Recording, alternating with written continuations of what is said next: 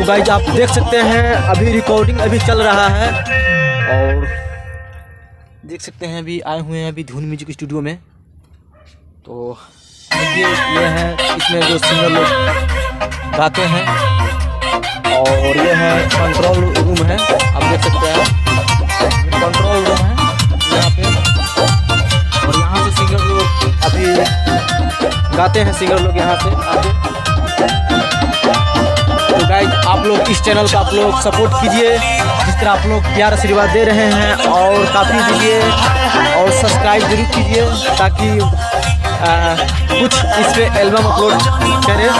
और जो ये जो हमारा चैनल है इस पर एल्बम भी अपलोड करेंगे कुछ दिन में, ऑडियो वीडियो। तो गाइज आप लोग इसी तरह सपोर्ट कीजिए।